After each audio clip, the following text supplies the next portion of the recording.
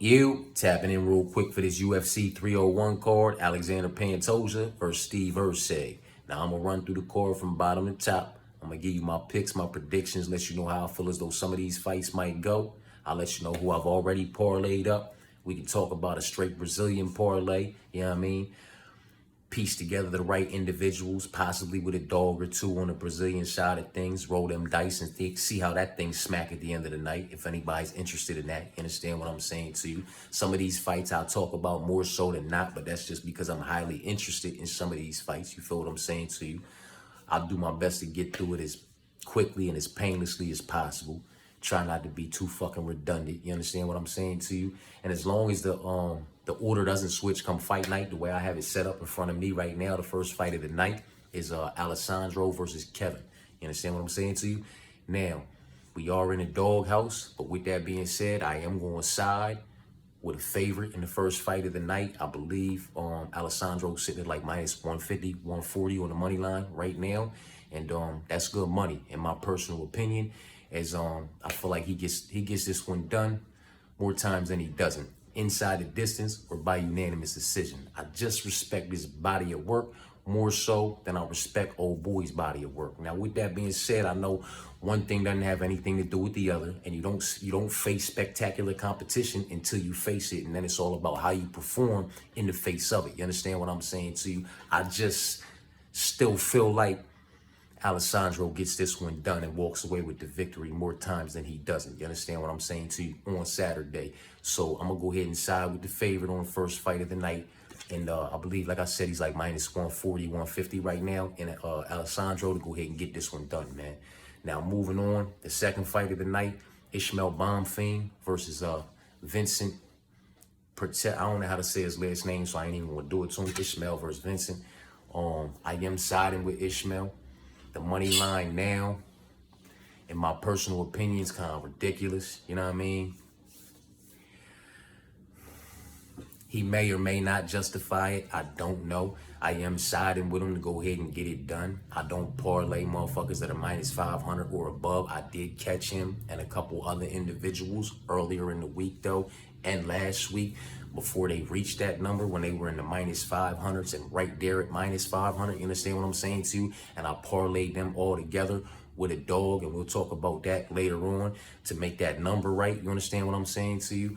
But the money line now, I just have no interest in it because it's crept over that minus 500 number. You understand what I'm saying to you? I feel like he walks away with the victory on Saturday. He gets it done more times than he doesn't.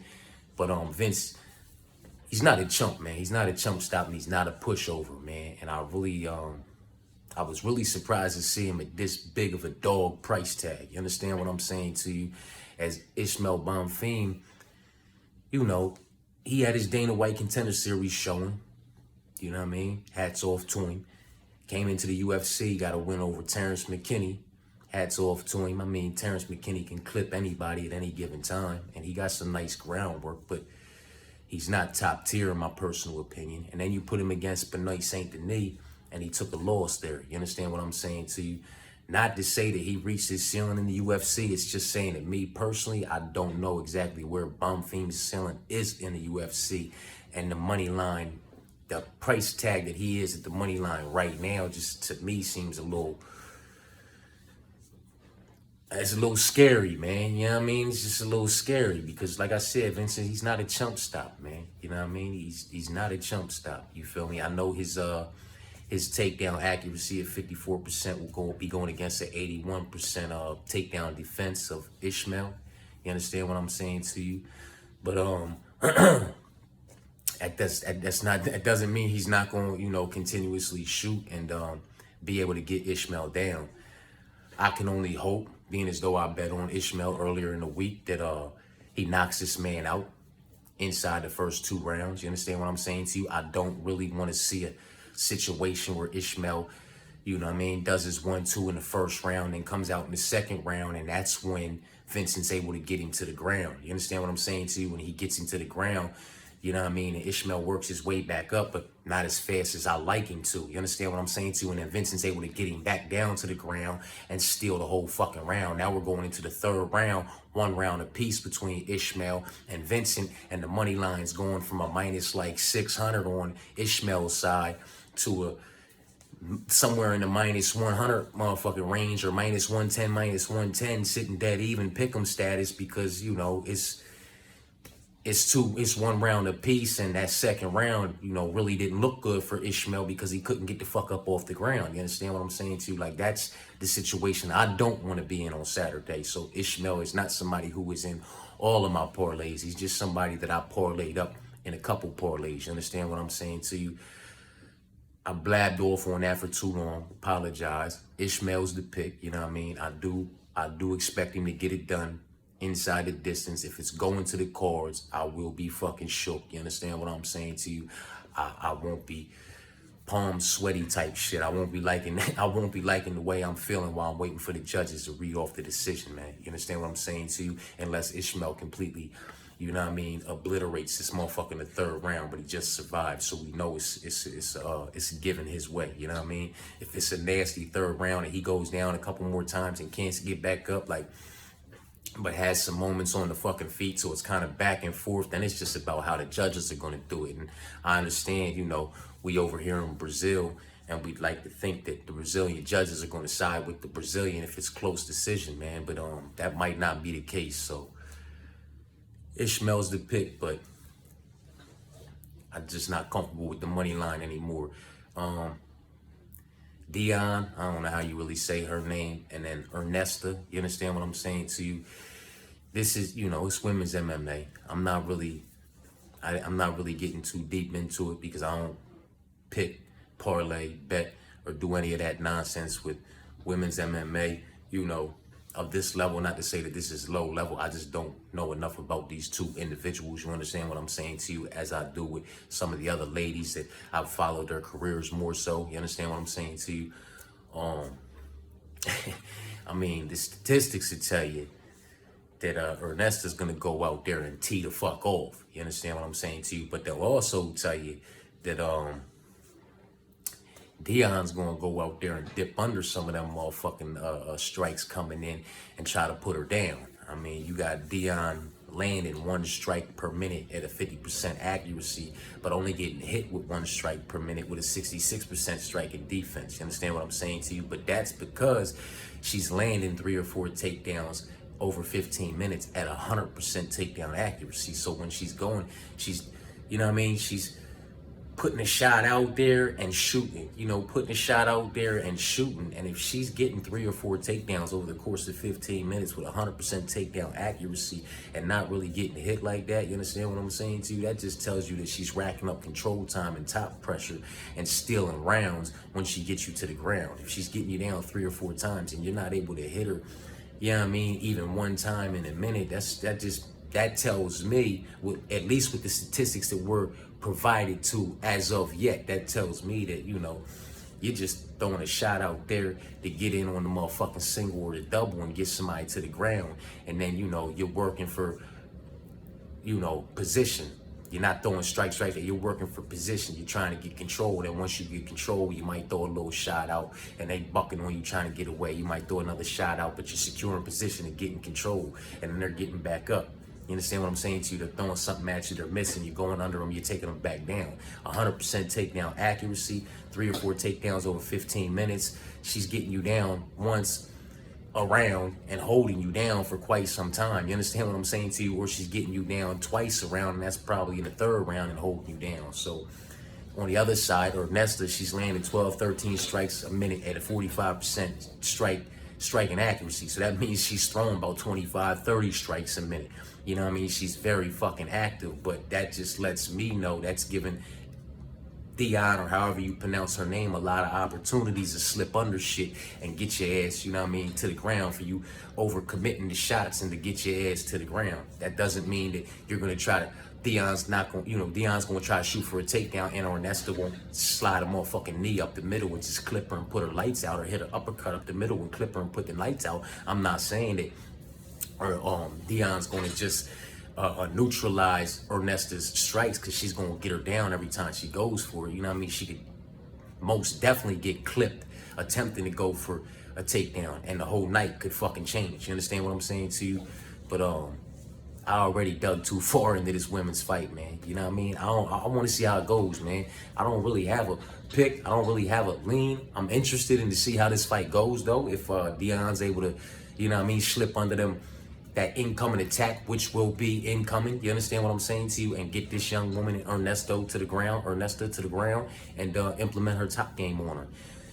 And if Ernesta gets taken to the ground, if she's going to be able to get up, get this thing back on the fucking feet, and tee off where she wants to be at. You understand what I'm saying to you? So, an interesting fight, you know what I mean, as far as women's MMA goes. But I'm not really offering no pick, no lean. I'm not going to side with the wrestler or the striker, because I don't know enough about either one of them. My bad, my throat dry. Mauricio versus Jamie. Now, this should be a good fight, man. You know what I mean? For as long as it lasts, man. Because Jamie could very well get knocked the fuck out. You understand what I'm saying to you?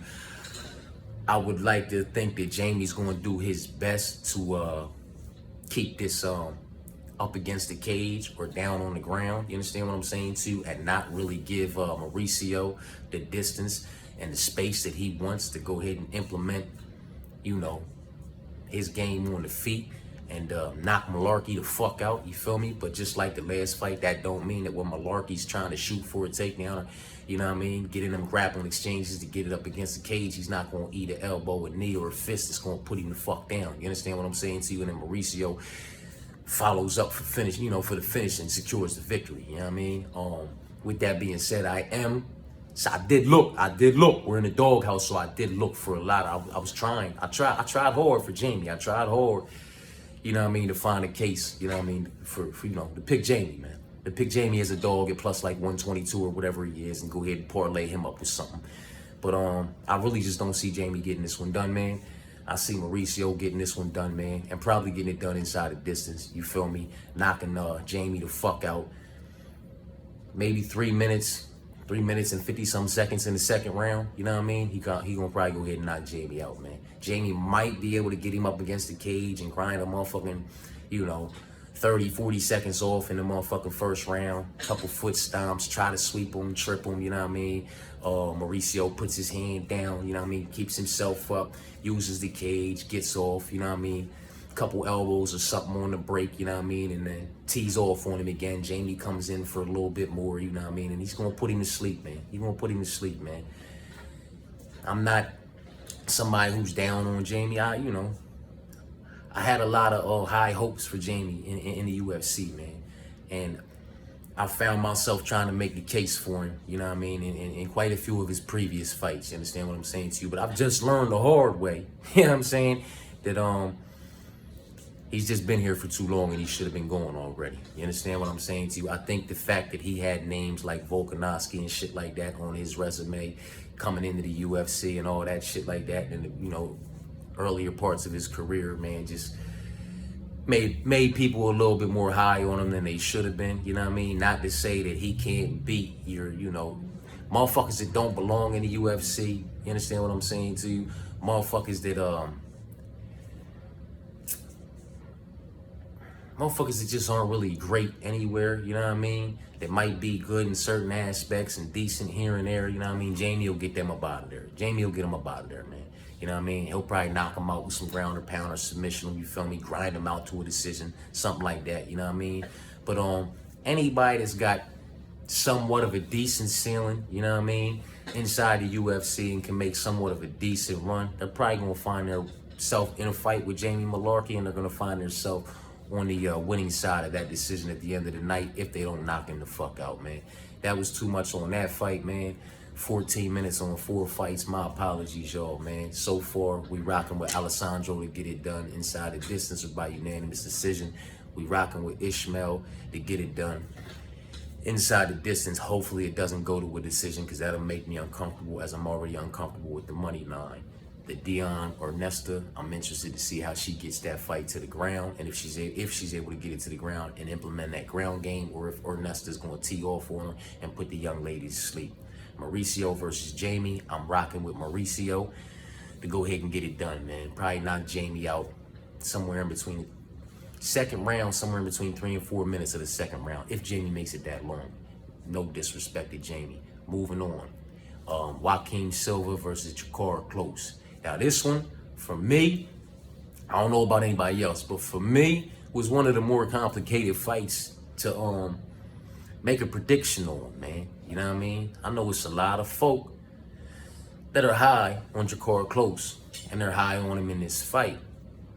Their opinion of him is high, because the money line doesn't justify everybody's opinion. You understand what I'm saying to you? That money line has stayed relatively the same. You know what I mean? It's, if anything, it's making Joaquin less of a dog. You understand what I'm saying to you? So, like, it's just, it was a complicated one for me, man, because I can see Jakar Close coming out here and not necessarily cruising to a decision.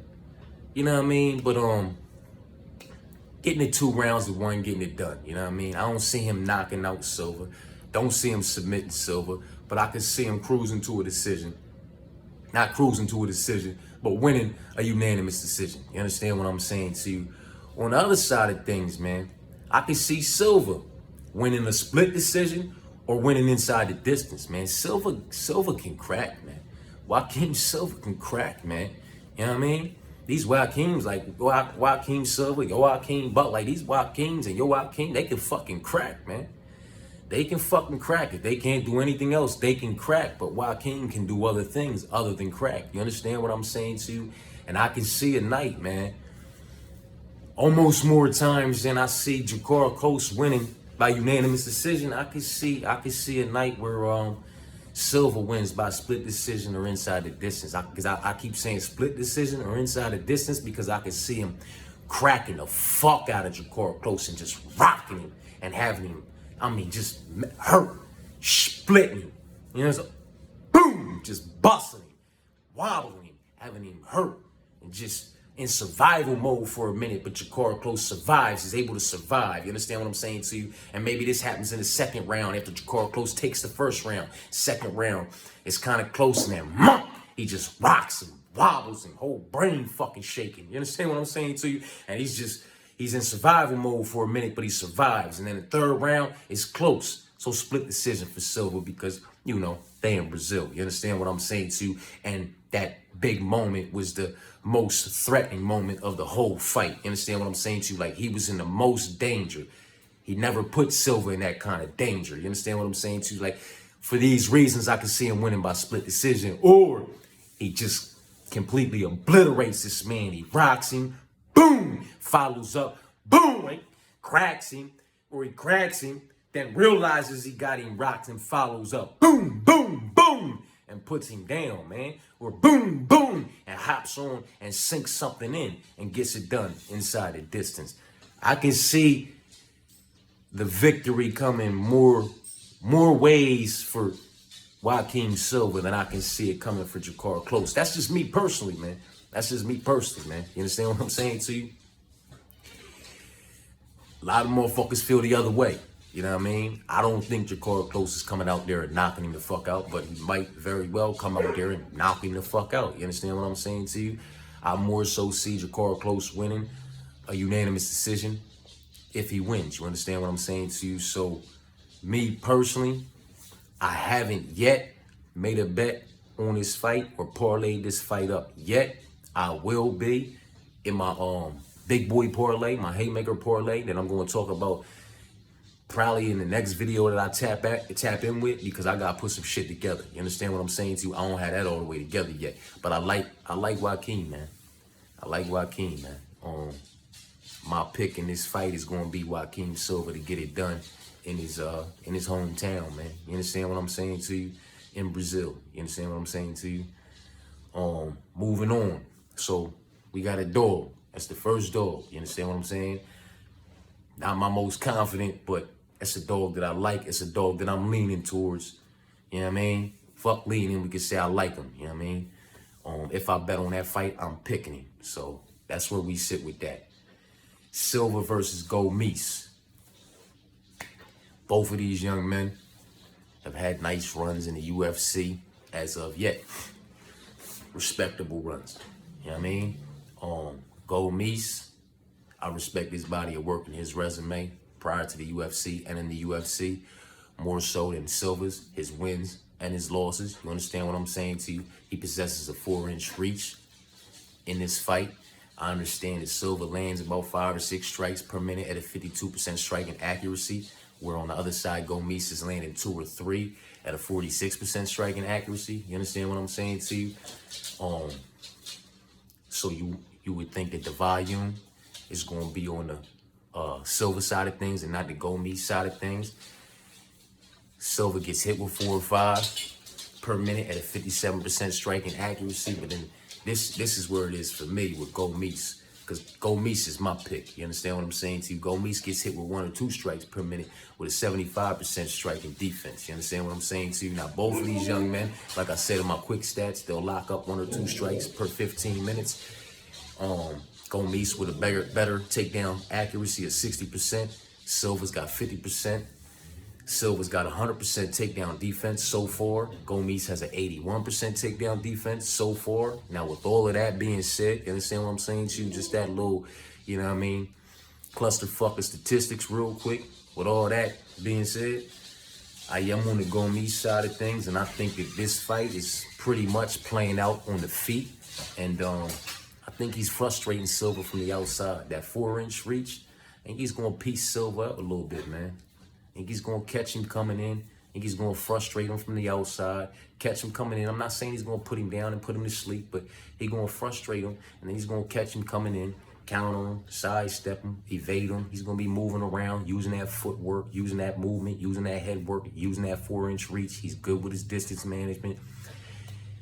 Everything in this fight for me just screams William Gomis. You understand what I'm saying to you? So I really don't see a night where he loses this fight, man.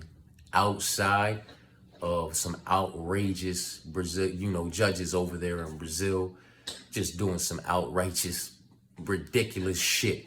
You know what I mean? Because if this goes to the cards, you know what I mean, which it probably will more times than not, I think Gomis, if he doesn't win 3 rounds to none, he easily wins 2 rounds to 1. You understand what I'm saying to you? He's gonna piece this man up from the outside, man. He's gonna piece him up, man. He's gonna frustrate him. He's gonna tap them legs. He's gonna tap that chin. He's gonna tap that temple. And I trust him more so. I think he's more of a physically imposing individual. He's going to be more physically stronger in the grappling and wrestling exchanges.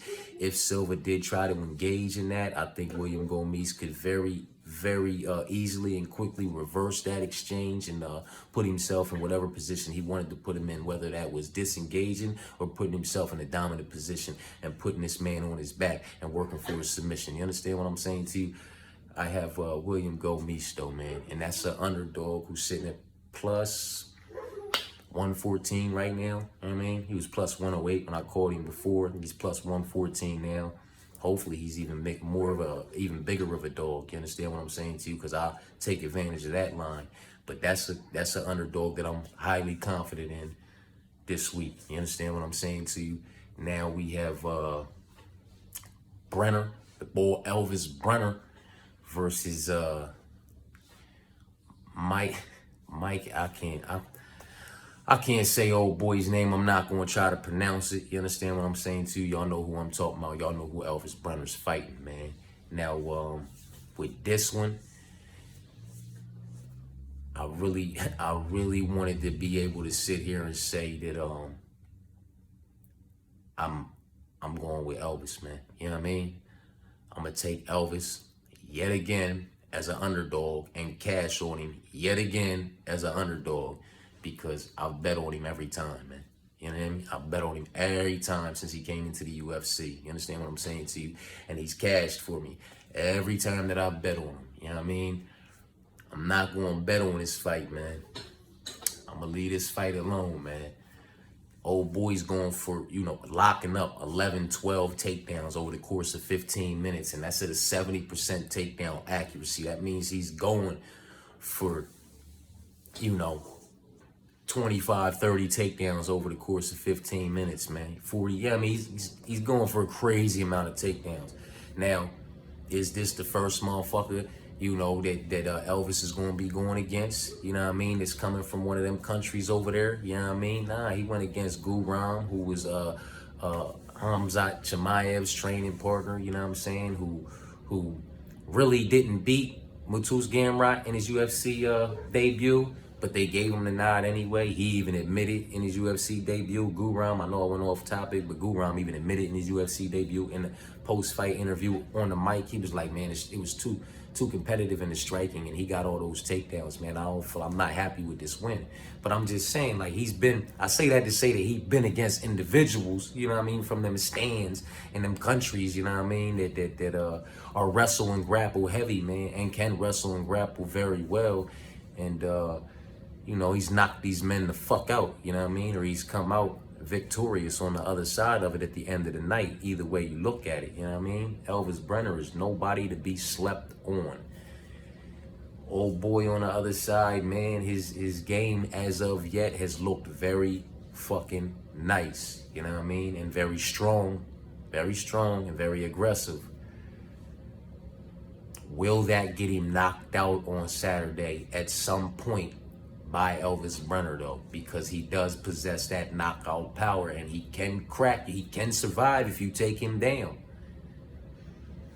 And be right there on his feet when the next round starts, or when he makes his way to the feet, be right there with that power still in hand. You understand what I'm saying to you? So this is a dangerous fight, in my personal opinion. Now, with that being said, he might very well just come out there and scoop Elvis Brenner up and dump him on his motherfucking head, sink in a motherfucking submission, and that'll be that with that. The night will be over.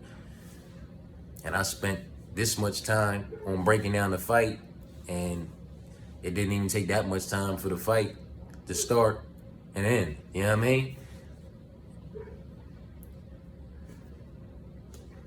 It's another one. It's like that female fight, man. I'm sorry, man. You know what I mean? I can't, not with this one, man. I can't. I know this motherfucker's gonna go for crazy takedowns, but I mean, you know, it's not the first motherfucker that Elvis Brenner has gone against that I felt like was gonna go in there and wanted to just take this man to the ground. I was capable of taking this man to the ground and was capable of submitting this man if they were able to implement their ground game on this man. And Elvis Brenner surprisingly survived and, you know, rose to his feet and then eventually knocked that man the fuck out, beat other motherfuckers, implemented his own ground game and took motherfuckers down that I thought were going to try to take him down. Like Elvis Brenner has surprised me, you know what I mean? Even when you know what I mean, taking him as a dog, putting bread on him, he's still shockingly surprised me in some occasions, man. Will that happen on Saturday? That I'm ready. That's what I'm ready to see. That's what I'm ready to find out. Will he be in something on some kind of crazy haymaker? And will I go the other way with the other boy? I very well might include that fight. But as of right now, I'm just passing on it, man. And I'm really just excited for it, man. I'm really excited for it, man, because if old boy's able to just get him down, and he's able to survive, and then he just knocks this motherfucker out in the third round with like 90 seconds left. Oh my God, man. Man, I'm talking about giving performance of the night, give him knockout of the night, get them motherfuckers both fight of the night. Like, it's got the potential to be one of those motherfucking firecrackers, man. You know what I mean? My bad, moving on. It's another women's MMA fight. We just gonna go ahead and move past it for the most part. It's Carolina versus Lucindo. I don't know how to say her first name, man. I don't know how to pronounce it anyway. I know she's a big favorite. I believe she's a very big favorite, almost close to the minus 500 line. Is it her or Ernesta? I believe it's her. It was like -4 something last time I looked. Lucindo over Carolina, and that's just like that's crazy in women's MMA, unless you're of a certain caliber. And I don't know enough about her. I know all I need to know about Carolina to just leave this fucking fight alone. You understand what I'm saying to you? No lean, no pick, no nothing, man. My bad, y'all. Now this fight is one of my favorite fights of the night, man. A lot of these fights are really fucking good after this, man. But Jack versus Yo Anderson, you know what I mean? This is going to be a good one, and they're very similar, man. The stats say it, you know what I'm saying? Both of them get hit with 3 or 4 strikes per minute, with Jack Jack having a slightly better striking accuracy of 58% to motherfucking Yo Anderson's 57%. They both get hit with 2 or 3 strikes per minute, with Jack having a better striking defense of 57 to Yo Anderson's 47. You know what I mean? Yo Anderson does have better, they both secure 3 or 4 takedowns over the course of 15 minutes, but Yo Anderson at a better takedown accuracy number of 75% to Jack's 40%. But Jack has a 79% takedown defense, and Yo Anderson has a 50% takedown defense. Now, me personally, I'm rocking with the dog, man. Now, I mean, we in a doghouse, man. We just can't pick fucking favorites all the way up the Brazilian card. Some of these Brazilians gotta lose, man, and some of them possibly gotta lose inside the distance. You know what I mean? Shit. I like Jack in this fight, man. I know he was just submitted by Ricky Simón. You understand what I'm saying to you? Is there a night where Yo Anderson is able to submit Jack? It could happen. It could happen. You know what I mean? Jack could play the motherfucking, Jack could play the wrestle game with Yo Anderson if he wants to. And if he plays it too heavy, he could possibly, you know what I mean, leave his neck somewhere that Yo Anderson's not gonna let him get it back from. You know what I mean? He's just gonna take that motherfucker all the way back, all the way back to wherever the fuck he going at the end of the night. You know what I mean? You get that man, that young man a neck or a limb to hold on to, boy, does he hold on to it. You know what I'm saying? And he got a vice fucking grip. Not to say that Jack doesn't either, man. You know what I mean? I fuck with Jack. Jack's that guy, man, in my personal opinion. You understand what I'm saying to you? It's another fight I'm not going to be comfortable with if it goes to the cards, unless Jack shows up, shows out, and shows off, which he's very much capable of doing. He's very much capable of taking this fight 3 rounds to none, in my personal opinion. You know what I mean? Maybe 2 rounds to 1 just because they're in Brazil. You know what I'm saying? But I think Jack can piece him up, man, while they're on the feet. I think Joe Anderson's a strong motherfucker, but I think Jack's stronger. You understand what I'm saying? You hear that dog barking outside trying to get in. That's because I'm talking about Jack, man. I think Jack's stronger. You know what I mean? I think they both can crack. They both can crack. I don't know that Joe Anderson can crack harder. You know what I mean? I think because I'm a believer that Jack can crack too. You understand what I'm saying to you? And I think if they get into any wrestling exchanges or grappling exchanges, Jack will just be physically more stronger. You understand what I'm saying to you? And on top of that, he can match him technically, man. You know what I'm saying? So if he can match you technically and he's physically stronger than you, you know what I mean? I feel like he's going to be able to handle them positions however he wants to handle them positions and get it back to where he wants to be. You know what I mean? And Yo Anderson on the other side of things, man, he's gonna be trying to get the motherfucking dub on his Brazilian card with all his Brazilian homies. You understand what I'm saying to you? He's gonna be throwing heat. He's gonna be coming with pressure. You understand what I'm saying to you? This motherfucker's gonna make it a fight for the full 15 minutes or for as long as he's in there. You understand what I'm saying to you? Either one of these young men could end the other young man's night at any given time in this motherfucking fight. I'm just personally, I'm gonna go ahead and side with Jack. I'm gonna side with Jack Shore, man, to get this one done, man. Possibly inside the distance, possibly by unanimous decision. You understand what I'm saying to you? But I got him winning this one, man. I'm not just counting him out because he lost that fight to Ricky Simón. Like, Ricky Simón's a gat, man. You know what I mean? Ricky Simón's a gat. So other than that, the boy ain't lost his whole amateur career, his whole professional career, and he's had a respectable run. You understand what I'm saying to you? The man is very well-rounded, you know what I mean? He's not to be slept on. He's not a chump stop. He's not to be overlooked because he had a submission loss to Ricky Simón. Let's not act like Ricky Simón's not Ricky Simón. You know what I mean? In my personal opinion, I think Ricky Simón's a fucking gat. Needs to be respected in all aspects of the fight game, man. So I don't really hold that loss on him. I like him to get it back. I like him to get back in there with him because I think he gets the dub the second go around. Then they could run a rubber match somewhere down the line in their career, and he can go ahead and motherfucking X that rivalry. It's not really a rivalry, but that matchup off his resume. Paul versus Kaio, man. Kaio's another sizable favorite that I am rocking with. He was one that I was able to catch earlier in the weekend last week, and put him with Ishmael, you know what I mean? And a couple others, you know what I'm saying? But yeah, I like Kaio, man. I like him to use his IQ, man, and just not get himself involved in what is a Paul Craig situation. You know what I'm saying? Leave the man alone. When you hit him and you clip him and you put his motherfucking ass down, just let him get up, man. You want to kick his legs a couple times. Kick his legs a couple times. Don't try to dive in there and punch him or dive in there with elbows. You know what I'm saying? That's how motherfuckers like, Mago Med Uncle and shit like that ended up with a motherfucking loss on their record. You know what I'm saying? And fuck their impeccable record up on their way up. You know what I'm saying? Don't engage in his game. You know what I mean? Pick him apart. Kick them legs a few times. Make the ref stand him up. Pick him apart. He goes back down.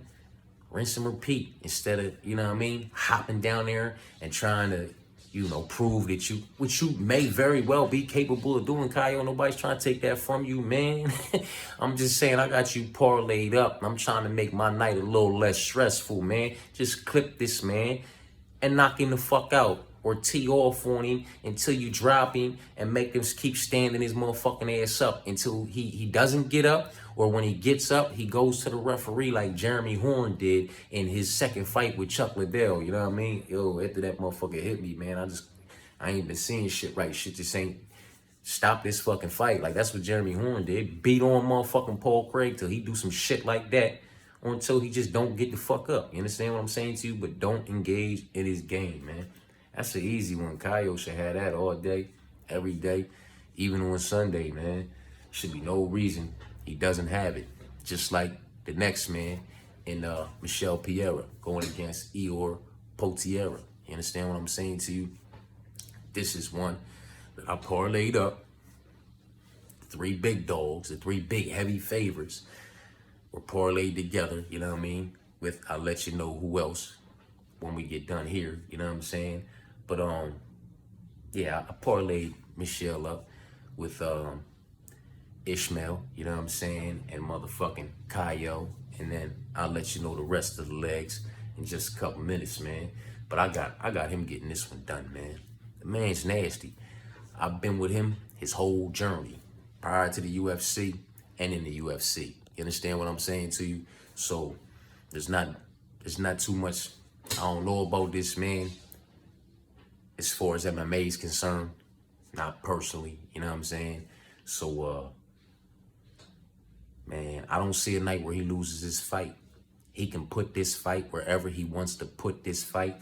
I've been rocking with him and parlaying him ever since he made the weight switch. You understand what I'm saying to you? I've rocked with him and parlayed with him in just about every fight he's ever had. Win, lose, or draw, you know what I mean? That's my guy. I fuck with him. You feel me? But, yeah. It's Pierre for me. Anywhere the fight goes, and he got this fight wherever he wants it to go. You understand what I'm saying? If he wants to knock this man out, I feel like he'll just knock this man the fuck out. He's too nice for him on the feet. He possesses too many tools, and he's too fucking dangerous, man. If he wants to take it to the ground and choke this man the fuck out, he'll do that too. I don't see a night where he doesn't lose, man. Where he doesn't win. Fuck, I just said that. I hope that don't happen. I don't see a night where this man loses and doesn't win. Easy enough. On to another leg, the 4th big heavy leg. Vitor was parlayed up with Ishmael, parlayed up with Michelle, and parlayed up with Kaio, and then I'll give you the rest of them. But I have Vitor. This isn't Anthony. Anthony Smith of any time. I don't know if he beats this Vitor Petrino. You understand what I'm saying to you, man? I just don't know that any version of Anthony Lionheart Smith beats this version of Vitor Petrino. You understand what I'm saying to you? So it's Vitor Petrino for me. Anywhere the fight goes, he might knock him the fuck out in the first round, or he might just pick him up, scoop him, dump him, and choke him out in the first round. But I got Petrino getting it done. We'll talk about a better way to go about these bets and to make these money lines more intriguing in another video when I tap in tomorrow about the FanDuel props and all that. But as of right now, it's Vitor. This, for me, my favorite fight of the night, man. Jonathan Martinez versus Jose Aldo, the king of motherfucking Reno, man. Making his motherfucking return. That's my baby, man. That's my baby. The featherweight GOAT. Max is that guy, you know what I mean? But Jose Aldo had that run. He had them title defenses, you understand what I'm saying, too? And he's just, you know what I'm saying? He's that dude. Like, you got Anderson Silva, you know what I mean? You got the George St. Pierre's and the Matt Hughes. Like, people beat these motherfuckers, but when they had their runs and they, you know, they made their records and they stake they fucking claim, you know what I mean, into the Hall of Fame and shit like that, man. They was, you know, some bad motherfuckers, man. You know what I mean? But with that being said, it's the dog all day and Aldo. You got me fucked up. You hear me? What? And I said this shit before. I said it before, man. I picked Merab to beat Aldo. You understand what I'm saying to you? I did pick Merab to beat Aldo. I didn't bet on it because I didn't want, you know, I just didn't want to do the boy like that. I just left that shit up out of the parlays and all that, you know what I mean? But prior to that, you know what I'm saying? You give me somebody, and this is just my theory, this is my opinion. You give me somebody matched up against Jose Aldo. You match somebody up against Jose Aldo, and it's gonna be on the feet. Like, this shit's gonna be on the feet. It's gonna be a striking battle. And mind you, Aldo has a 91% takedown defense. You feel me? Where old boy possesses like a 41% takedown accuracy. He's not really gonna go for no takedowns against Aldo. And if he does, he's not gonna fucking get him. You understand what I'm saying to you? This shit's gonna be on the feet. You feel me? And you give me a fight with Jose Aldo that's gonna be on the feet, and he possesses the reach advantage, or they have the same reach. You understand what I'm saying to you? I'm going with Jose Aldo all day, every day, even on Sunday, man. You better give me somebody that's like 20 years younger than this motherfucker, who's absolutely fucking ridiculous with his hands and possesses like an 11-inch reach on my man. You know what I mean? For me to start motherfucking counting Jose Aldo out of a goddamn a fist fight. You know what I mean? I know people are sleeping on him because he doesn't use his leg kicks as much anymore. You know what I mean? And he retired from MMA. But y'all acting like he retired from MMA and he wasn't active. Old boy was boxing and winning, constantly training and being active. You understand what I'm saying to you? And why not come back on a card like this that's going to be in Brazil, filled with a bunch of his Brazilian homies? You know what I mean? Nobody jumped on George St. Pierre's back when he came the fuck back in Madison Square Garden for that card to fight motherfucker Michael Bisping, you know what I'm saying, to get a belt in another division, then retire all over again and walk away. Like, Jose Aldo has staked his claim. He's paid his fucking dues in the UFC. If that man wants to come back because he feels like it's going to be an epic card in Brazil, in his hometown, let that motherfucker come back and do what the fuck he want to do for as many times as he want to come back and then fucking retire again, man. It's Jose Aldo. That's the featherweight motherfucking king. It's the featherweight GOAT. Max Holloway is that guy. That's my man. But Jose Aldo, come on, man.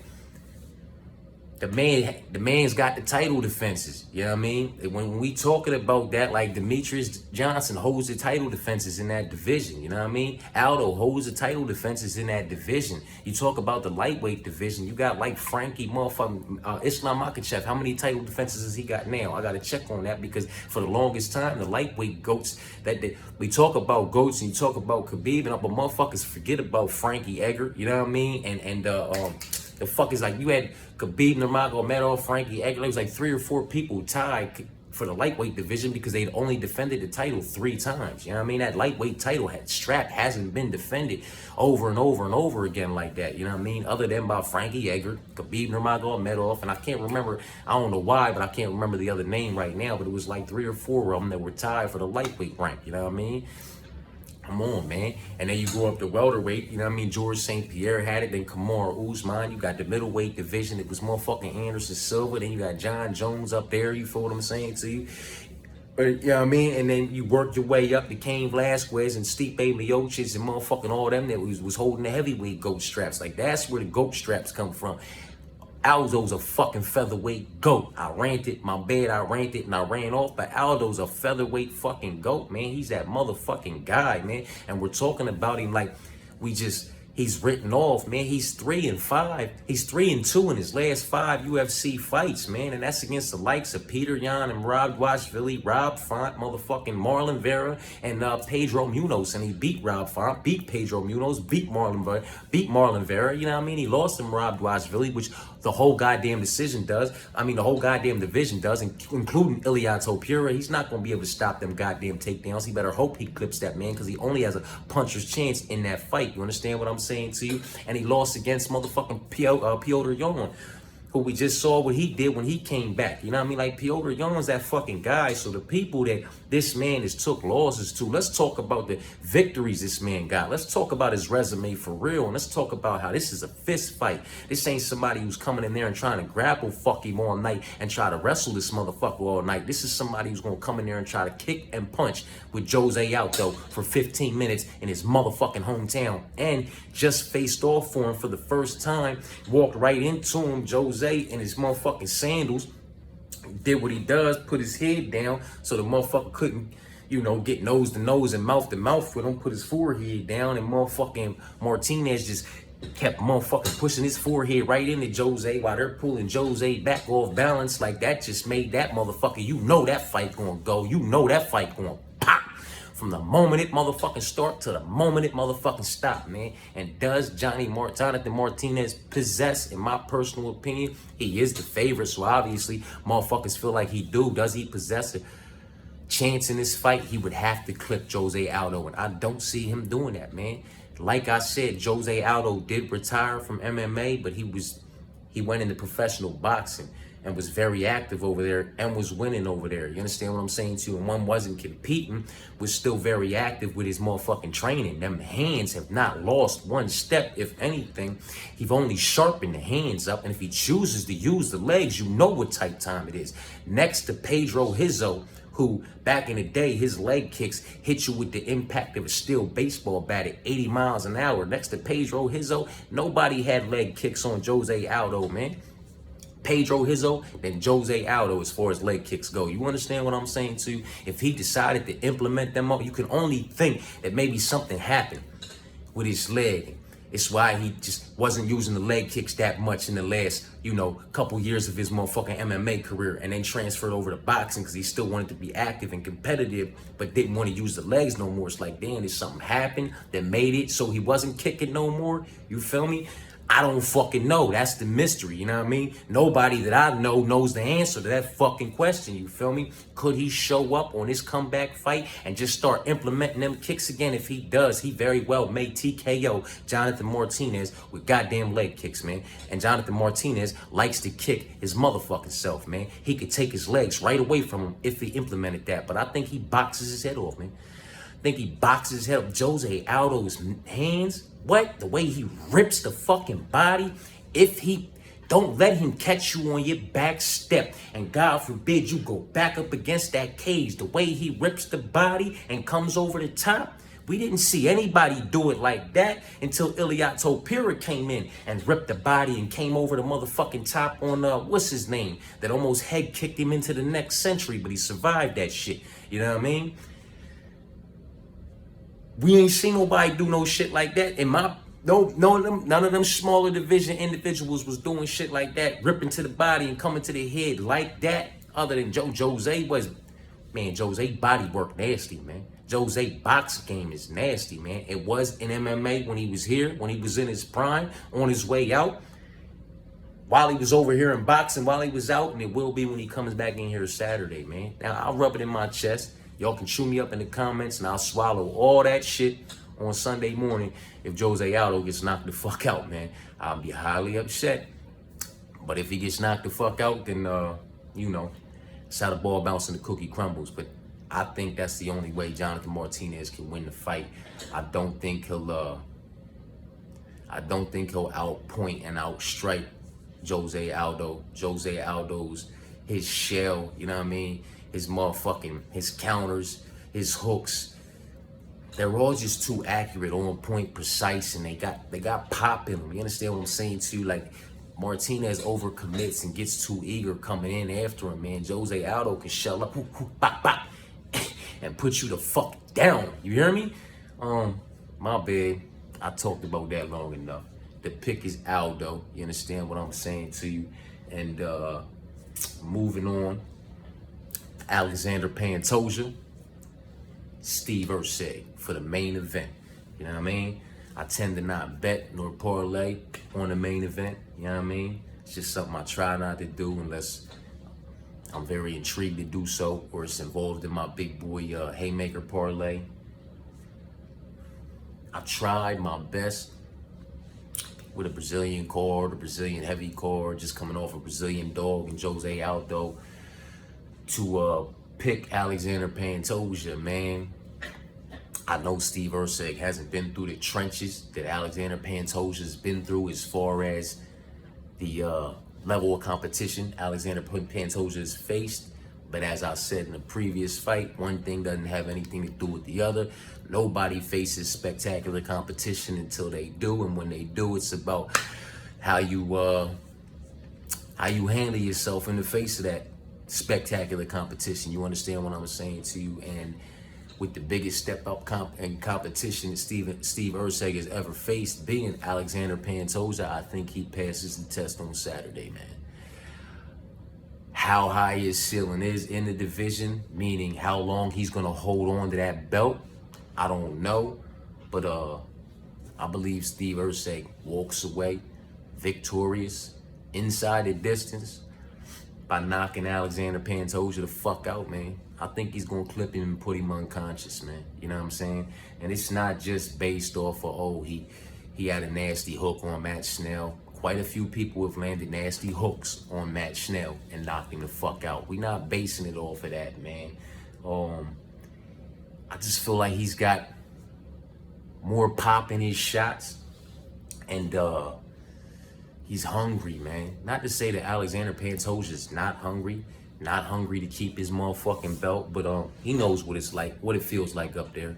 You understand what I'm saying to you? And he's been up around there, you know what I mean, for quite some time. Prior to holding the belt, he's been up in that, you know, top 5 and in that top tier of individuals for quite some time, man. That it's not so much that he's gotten comfortable, but or that he really forget. I'm not trying to say that he forgets what it feels like to be Steve, you know what I mean?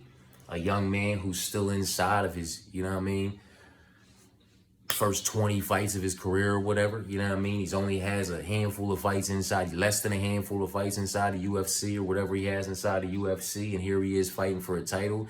But let's not rain on his motherfucking parade, man. You know what I mean? Anderson Silva came into the UFC. This young man had one fight against Chris Lieben. Knocked Chris Lieben out. Second fight was against Rich Franklin for the title, and he took the title. You understand what I'm saying to you? Let's not act like, you know, we've had heavyweights. Like, we've had quite a few motherfuckers over the last, you know what I'm saying, a few years come in and make their way to a strap. You know what I'm saying? Shit. The, fucking Alex Pierre or whatever, you know what I mean? They came in and went at Izzy and then went up a division. You know what I'm saying? Like, we've had quite a few motherfuckers come in and make their way to a strap and accumulate that strap in mind-blowing amounts of time over the last few years. So let's not rain on this young man's parade and let him go ahead and do what he do, man. They match up well, very well, you know what I'm saying? Both of them land about 4 or 5 strikes per minute, with Alexander having a slightly better striking accuracy of 49% to Steve's 48%. Both of them get hit with 3 or 4 strikes per minute. Yeah, with Steve having a slightly better striking defense of 55% to Alexander's 50%. You know what I'm saying? Like, the numbers match up real well. You feel me? When it comes down to the takedown defense and the accuracies, the accuracy for Pantoja's at 48, the accuracy for Steve's at 30, the defense for Pantoja's at 67, the defense for Steve's at 77. I personally think Steve's more dangerous, has more pop in his shots. His elbows are sharp, you know what I mean? Not to say that Pantoja don't have no pop in his shot, you know what I'm saying? And listen, I fucked that up on the last main event. You know what I mean? With another Alex. You know what I'm talking about? When I had motherfucking Alex Perez, you know what I'm saying? And I said that, you know, he wasn't going to knock out motherfucking Matus Nicolau. You feel me? If anybody was going to go down, I felt like it would go the other way. And whoop, bow, bip, and yada, yada, yada. And what happened? He put that man the fuck under. You feel me? So I'm not saying that there's not a night where Alexandre Pantoja couldn't possibly put Steve the fuck under. You feel me? I just think more times than not, in my personal opinion, Steve would be the one to clip him and put him down. You know what I mean? Or clip him and hop on him for a submission. He's hungry. He wants that belt. You can't say that he feels like he's being slept on or overlooked. He's fighting for the fucking belt with only so many fights in the UFC. He should be an underdog.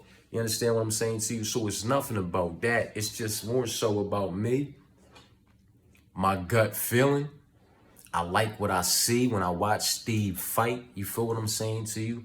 He doesn't look like your ordinary champion, you know what I mean? But neither did Sean Strickland. You feel what I'm saying to you?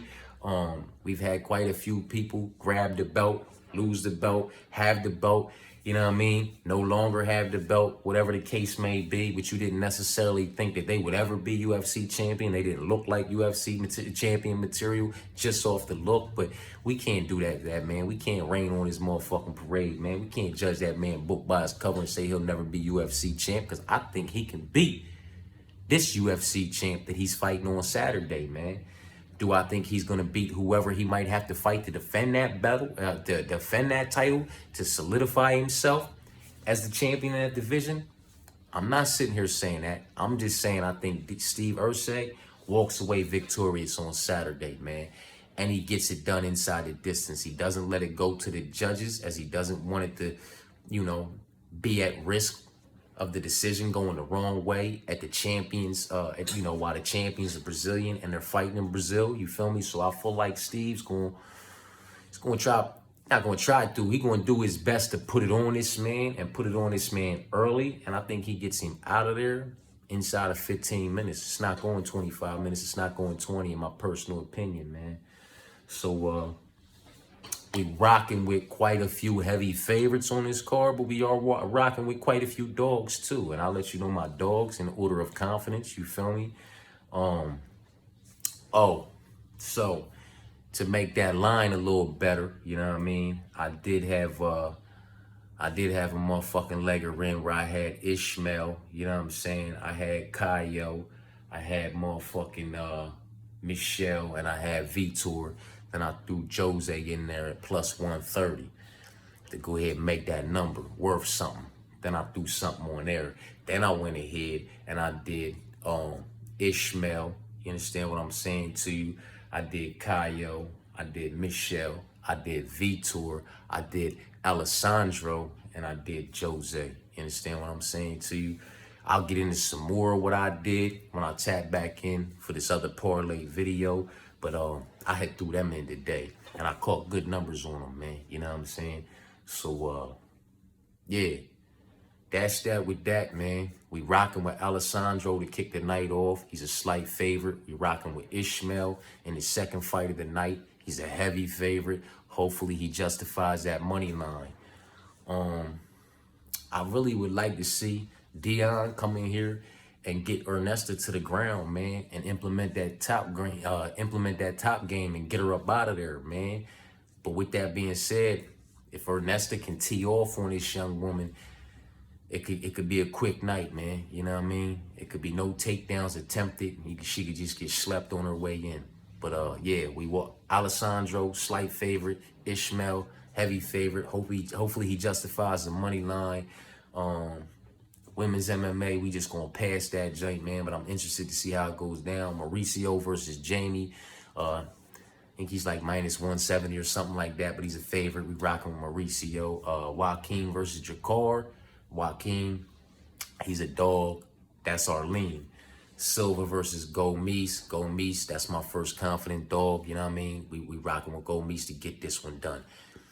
Possibly inside the distance, but definitely by unanimous decision. You understand what I'm saying to you? Elvis Brenner versus old boy. I can't remember how his name is pronounced, man. We just gonna sit back and watch that one, man. I'm rooting for Elvis Brenner to upset yet another motherfucker. You understand what I'm saying to you? Whether I could see this fight, I could see old boy coming in there getting out. I don't like to say it, but I guess I could see a night where old boy dumps Elvis and just gets him out of there. But I could also see the night where he dumps him quite a few times, can't get him out of there, and then gets knocked the fuck out somewhere in the third round, trying to go in there and dump him again. But yeah, I'm just interested in that fight. We passing, man. Women's MMA again with Carolina and Lucindo. We passing. Jack versus Joe Anderson. I'm rocking with Jack, man. I'm rocking with Jack. Possibly inside the distance. Possibly by unanimous decision. But I'm rocking with Jack to pull this one off, man. Paul versus Caio. I'm rocking with Caio, man. Inside the distance, unanimous decision. He's going to either tee off on this man for 15 minutes and make him keep getting back up, or he's going to knock him the fuck out, and old boy's not going to want to get back up. Michelle Piera versus Potiera. It's Michelle Piera. Anywhere the fight goes, he could knock him out. He could submit him. He could just tee off on him and pick him apart for 15 minutes if he decided to. Anthony Smith versus Vitor Petrino. It's Vitor Petrino to either knock him out, pick him up, dump him, and choke him the fuck out inside the first 5 minutes. Jonathan Martinez versus Jose Aldo. It's the king of motherfucking Reno for me to go ahead and walk away victorious on his return. If Martinez comes in too hot like he did when they faced off, he could very well get clipped and fucking face plant. Aldo's not the man you want to pressure in a boxing situation in close. In my personal opinion, he has not lost that pop, that speed on them shots. Not yet. Y'all counting him out. Alexandre Pantoja versus Steve Erceg. I'm rocking with Erceg to go ahead and get this one done. Most likely inside the distance. You understand what I'm saying to you? So Erceg's a dog. Aldo's a dog. Jack's a dog. Gomis is a dog. Joaquim's a dog. And that's almost the order we rock with them in, man. I like Aldo. I like Gomis is probably my favorite dog. William Gomis with that 4-inch reach, 75% striking defense, to pick 81% takedown defense, to go ahead and pick this man apart and get it done. Walk away victorious on Saturday night. William Gomis is probably my most confident dog, man. And then Jose Aldo to get it done. Unanimous decision. 3-0, 2 rounds to 1 or inside the distance. Jack, Steve.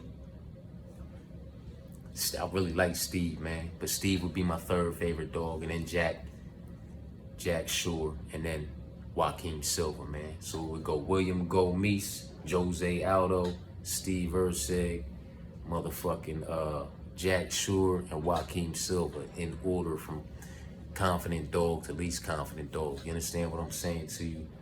But yeah, I'll tap back in. Maybe later on, maybe tomorrow with the FanDuel props, and we'll talk about getting some of these heavy favorites, getting their money lines down significantly and possibly turning them into a plus money number for you. You understand what I'm saying to you? And with that being said, man, I appreciate y'all for tapping in.